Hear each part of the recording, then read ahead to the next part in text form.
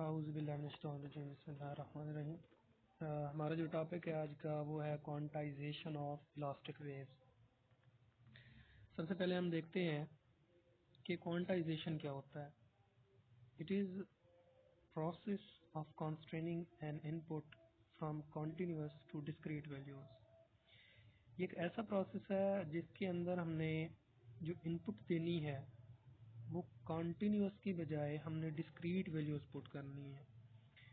और जो continuous values हैं इसके अंदर हमारे पास फ्रैक्शनल वैल्यूज़ आ जाती हैं, मतलब पॉइंट डेसिमल पॉइंट के बाद वाली। और जो डिस्क्रीट वैल्यूज़ हैं, डिस्क्रीट वैल्यूज़ जो हैं हमारे पास ये फ्रैक्शनल वाली नहीं होती, जैसे 3, 4 हो गया, इस तरह की जो वैल्यूज़ होंगी। अब इसी तरह का ये जो टर्म्स हैं कॉन्टीन्यूअस डिस्क्रीट कभी कभार मिक्सअप हो जाती हैं। इस तरह हम पढ़ते हैं ना डिस्क्रीट ग्राफ या कॉन्टीन्यूअस ग्राफ। तो हमारे पास जो डिस्क्रीट ग्राफ या कॉन्टीन्यूअस ग्राफ है उसको हम कुछ इस तरह से लिख सकते हैं।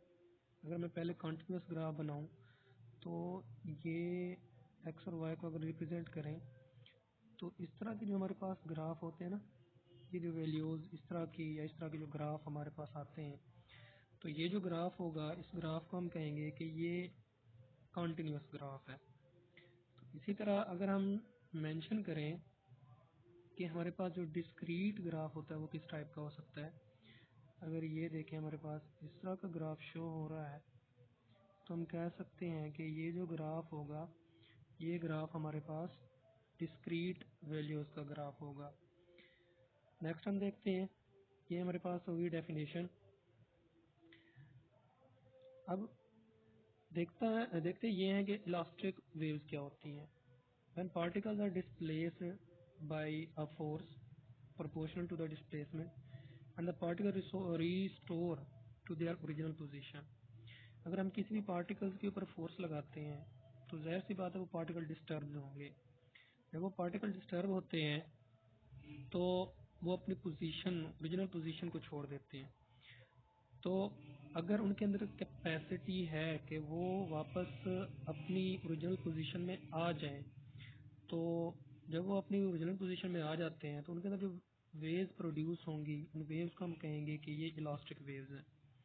अब इसकी एग्जांपल हमारे पास ये हो सकती है कि जो हमारे पास अर्थक्वेक आता है तो जो पार्टिकल्स होते हैं पूरी अर्थ के वो वाइब्रेट करना शुरू कर देते हैं और उस वाइब्रेशन को हम कहेंगे लेटेस्ट वाइब्रेशन। अगर हम पूरी अर्थ को कंसिडर करें कि ये एक हमारे पास क्रिस्टल है तो वो वाइब्रेट करना शुरू कर देते हैं।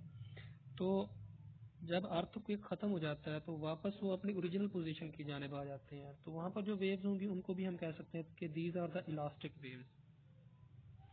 नेक्स्ट हम देखते हैं इसकी मजीद एक्सप्लेनेशन।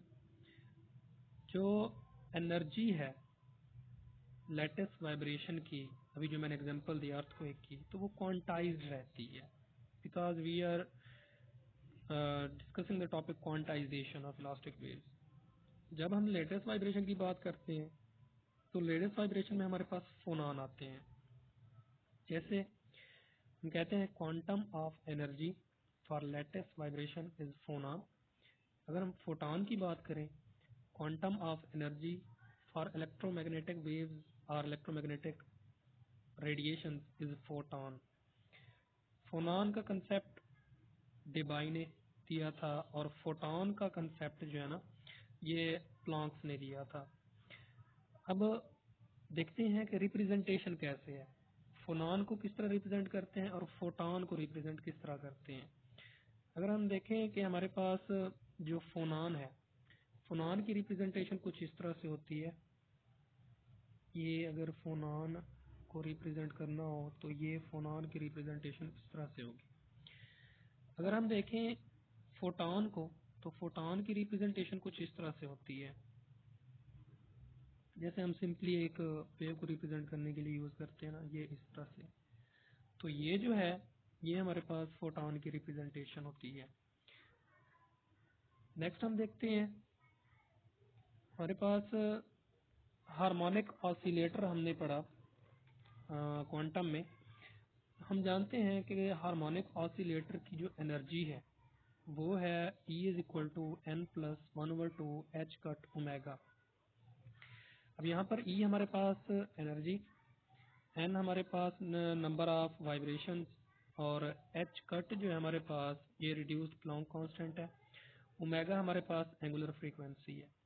तो यहाँ पर 1/2 H कट ओमेगा, इसको हम कहते हैं 0 point energy.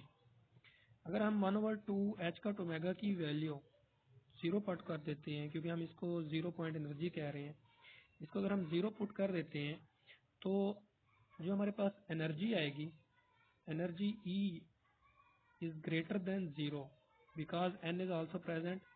N is showing the number of phonons या number of vibrations. तो E is greater than 0. It means that elastic waves possess energy by N phonons. तो हम कह सकते हैं इलास्टिक वेव के अंदर जो एनर्जी है वो almost equal to number of phonons है।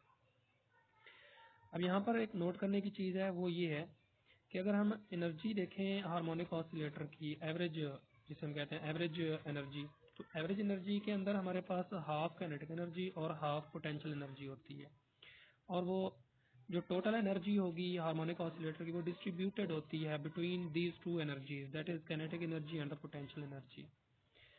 नेक्स्ट जो हमारा टॉपिक है वो है मीन स्क्वायर एम्पलीट्यूड ऑफ फोनॉन्स। हमने एम्पलीट्यूड निकालना है फोनॉन्स का, तो amplitude of फोनॉन is also quantized. तो जो हमारे पास एम्पलीट्यूड होता है फोनॉन का वो भी क्वांटाइज्ड होता है। जैसे हमने ऊपर बात कही कि हमारे पास जो एवरेज एनर्जी होगी वो हाफ काइनेटिक एनर्जी होती है और हाफ एवरेज पोटेंशियल एनर्जी होती है।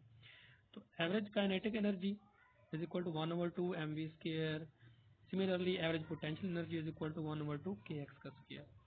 तो जो टोटल एनर्जी होती है, the total energy is equal to the kinetic energy plus potential energy. तो एवरेज टोटल एनर्जी जो हमने पढ़ी है अभी हार्मोनिक ऑसिलेटर के लिए वो n plus 1/2 H cut omega.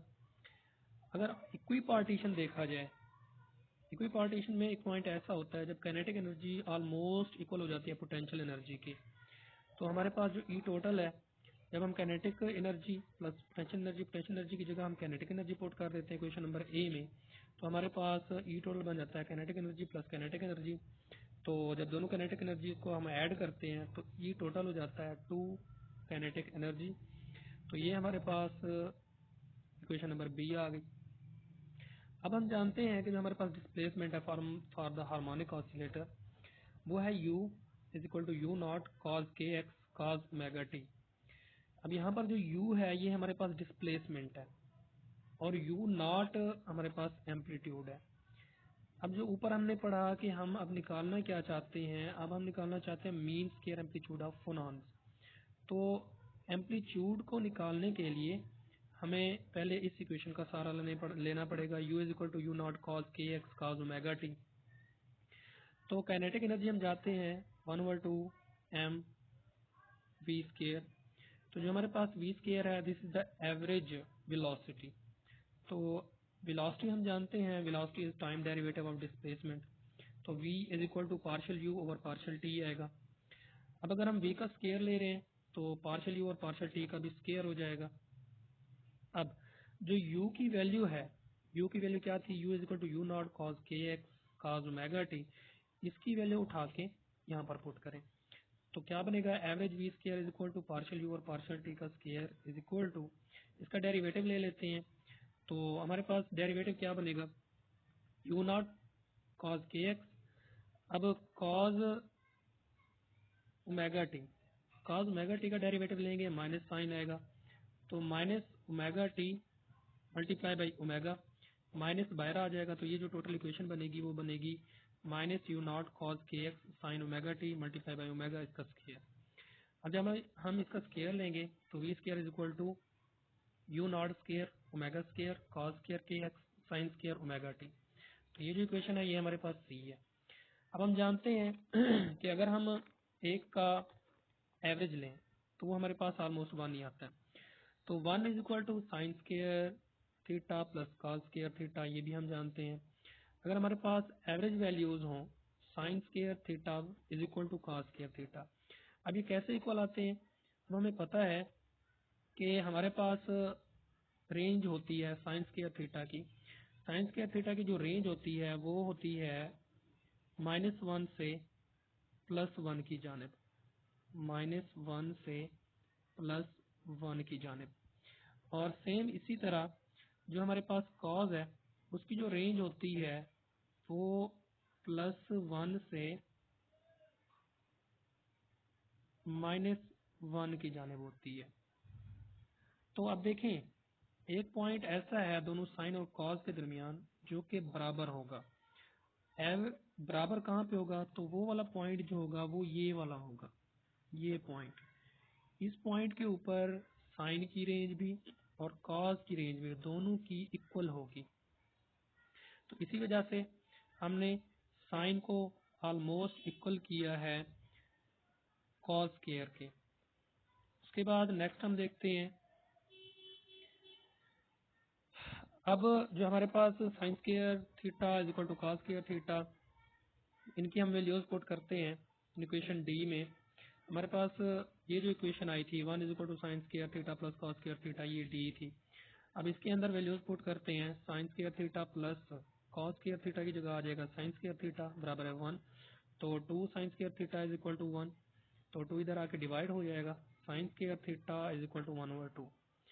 तो इसी तरह अगर हम वैल्यूज देखें कॉस थीटा की, तो कॉस थीटा की भी यही बनेगी, cos square theta is equal to 1/2। अब इक्वेशन के मुताबिक कॉस स्क्वायर के एक्स भी 1/2 के बराबर हो जाएगा और साइन स्क्वायर ओमेगा टी भी 1/2 के बराबर हो जाएगा। अब हमारे पास जो इक्वेशन सी थी, ये थी हमारे पास इक्वेशन सी, तो कॉस स्क्वायर के एक्स की भी वैल्यू आ गई हमारे पास, साइन स्क्वायर ओमेगा टी की भी वैल्यू आ गई हमारे पास। अब इसको हमने यहाँ पर हमने वैल्यूज पुट कर देनी है कॉस स्क्वायर के एक्स की और साइन स्क्वायर ओमेगा टी की। तो जब यहाँ पर हम वैल्यूज पुट करते हैं, हमारे पास जो इक्वेशन बनती है वो बनती है v square is equal to you naught square omega square, cos k x की जगह 1/2 multiply by sine square omega t की जगह भी 1/2 आ जाएगा, मल्टीप्लाई होंगे 1/4 हो जाएगा, 1/4 यू नॉट ओमेगा स्क्वायर। अब हम जानते हैं कैनेटिक एनर्जी होती है कि kinetic energy is equal to 1/2 m v का स्क्वायर, तो कैनेटिक एनर्जी बराबर है 1/2 एम वी स्क्वायर की। यहाँ पर हम वैल्यू पुट कर देंगे तो 1/4 you naught square omega square, 2 और 4 मल्टीप्लाई हो जाएंगे तो ये बनेगा 1/2 u naught square omega square m. ये क्वेश्चन नंबर ई आ जाती है हमारे पास। तो हम जानते हैं कि density is equal to mass over volume and mass is equal to rho we. तो यहाँ पर इक्वेशन नंबर ई के अंदर रो वी की वैल्यू पुट कर दें तो ये हमारे पास बनेगा kinetic energy is equal to 1/8 u naught square omega square rho we. तो कैनेटिक एनर्जी बराबर है 1/8 u naught square omega square rho v. अब इक्वेशन नंबर बी के मुताबिक हमने जहाँ पर एनर्जी टोटल की थी बराबर है 2 काइनेटिक एनर्जी, अब 2 यहीं पे रहेगा into 1/8 u naught square omega square rho v. Kinetic energy की हमने वैल्यू पुट किया, 2 कट जाएगा और यहाँ पर नीचे हमारे पास 4 बचेगा, तो टोटल एनर्जी बनेगी हमारे पास 1/4 you naught square omega square rho v. अब हमने जो दो वैल्यूज ली थी टोटल एनर्जीज के लिए, एक हमने हार्मोनिक ऑसिलेटर के लिए लिया था और दूसरा हमने टोटल काइनेटिक एनर्जी के लिए ली थी। तो हम यहाँ पर वैल्यूज पुट कर देते हैं। हार्मोनिक ऑसिलेटर के लिए टोटल एनर्जी n+1/2 h का ओमेगा, और जो हमारे पास total energy for kinetic energy अभी हमारे पास आई है वो है 1/4 you naught square omega square rho we. तो 4 यहाँ पर जो डिवाइड हो रहा है इधर आके मल्टीप्लाई होगा, तो 4 इंटू n+1/2 h का omega is equal to you naught square omega square rho we. तो हमें यू नॉट चाहिए, u naught is the mean square amplitude, तो 4 इंटू n+1/ओमेगा h का ओमेगा, तो रो वी ओमेगा स्क्वायर यहाँ मल्टीप्लाई हो रहे हैं तो इधर आके डिवाइड हो जाएंगे, rho v omega square, omega के साथ ओमेगा का एक स्क्वायर काट जाएगा तो बाकी ओमेगा बच जाएगा, तो u naught square is equal to 4 into n+1/2 rho v omega. ये हमारे पास इक्वेशन एक्स आ रही है। This is the value of mean square amplitude. तो ये जो हमारे पास इक्वेशन आई है ये हमारे पास वैल्यू है मीन स्क्वायर एम्पलीट्यूड की। अब इस इक्वेशन के अंदर जो हमारे पास n है, it is showing the number of phonons and phonons must have the discrete values, और जो हमारे पास n की वैल्यू है it must be in the form of discrete values. और यही हमने क्वांटाइजेशन के अंदर पढ़ा था कि क्वांटाइजेशन के अंदर हमारे पास जो वैल्यूज होंगी that must be in discrete values, और जो इनपुट देंगे वो डिस्क्रीट वैल्यू में ही होनी चाहिए, वो हमारे पास कॉन्टीन्यूस वैल्यूज नहीं होनी चाहिए। ये था हमारा आज का टॉपिक।